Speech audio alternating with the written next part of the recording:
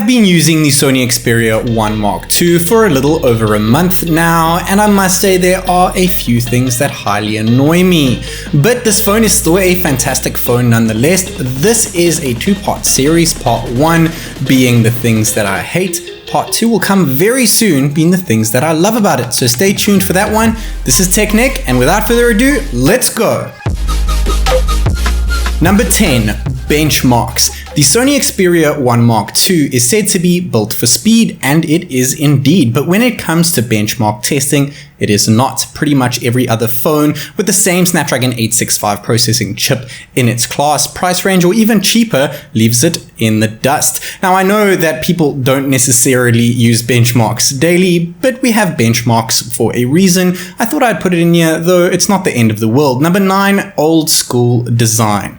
I love the back of the Xperia 1 Mark II, especially this white finish. It is a bit boxy, it is nice and thin, but some people might not enjoy that much. It has that wonderful 4K screen, of course, but the thing that bothers me about it is the big bezels. Now, I know some of you actually prefer the bigger bezels, but when you look at it to the Samsung and OnePlus on the left-hand side, it looks a bit outdated. Once again, not the end of the world, just something to nitpick about. Number 8, fingerprint scanner. We have a side-mounted physical fingerprint sensor on the Sony Xperia 1 Mark II, and it works now and then, and comparing it to a very budget-friendly Snapdragon 865 processing chip smartphone, the iQOO Neo 3, it is a lot slower than that. Comparing it to ultrasonic and optical sensors, which are actually underneath the screen, it is a hell of a lot slower than that. And when we use things such as water, get our fingers wet, and oily fingers from eating some grub, it is not very reliable at all.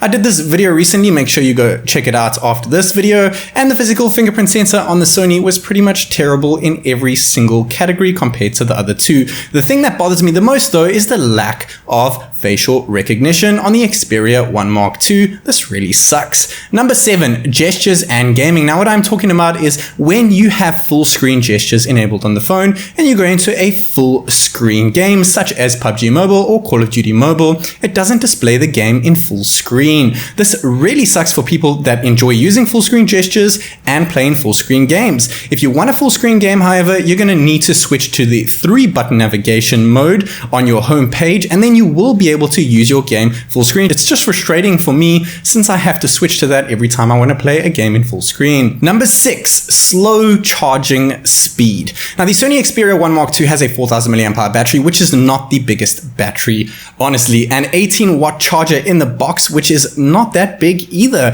And it got 100% in my charging test in just under 2 hours. Now, that is pretty much on par with the iPhone 11 Pro Max, which also has an 18-watt block. Very similar battery capacity over there as well, and just 4 minutes slower than the Sony. Many Android phones of 2020 or even 2019 are ridiculously fast at charging their smartphones. Of course, we have wireless charging on the Sony as well, though once again, it is not that fast. And compared to wired charging against all other phones with Snapdragon 865 processing chips, even one with Snapdragon 855 Plus processing chip with the same 4000 mAh battery, the Realme X2 Pro did it in 27 minutes, 0 to 100%. I really hope Sony improves this going forward. Number 5, gaming temperatures and battery drain while playing games. Now, I did use a thermal heat gun over here, an infrared heat gun that is, to measure the heat dissipation while playing PUBG Mobile, and after just 6 minutes we got to a whopping 50 degrees Celsius and less 6% in battery life. After playing PUBG Mobile for a solid hour, we lost 35% battery life. We're sitting at around 50 degrees Celsius for battery, CPU, and GPU, and we added almost 90 degrees Celsius to the CPU and GPU and 12 degrees Celsius to the battery since the start of the test,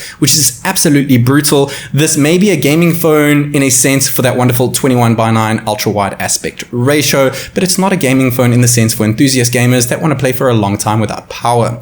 Number 4, 60 Hz refresh rate. Now, the Sony Xperia 1 Mark II has a fabulous 4K screen over here. It is indeed OLED and it looks fantastic, though its biggest drawback is that it is stuck to 60 Hz. We do have something called motion blur reduction over here, which makes things a little bit better when it comes to ghosting. It's a little bit easier on the eyes, but it doesn't really give it much more of a better feeling. The true Hertz panels that you get with 90, 120, and even 144 Hertz are a lot smoother on phones that are even cheaper than that of the Sony Xperia 1 Mark 2. 120 Hz on the OnePlus on the right hand side, 90 Hz on the Realme X50 Pro on the left hand side. Yes, there is a little less ghosting on the Sony, but when you're actually using it day to day, scrolling and even playing games, things are a lot smoother on every other phone that has a higher refresh rate panel, such as this, the Red Magic 5G with 144 Hz screen over here, and we're playing games at even more than that. It feels so fluid and fantastic. This is one of the biggest drawbacks of the Sony Xperia 1 Mark II. Number 3, display brightness. Now, GSM Arena have stated in their testings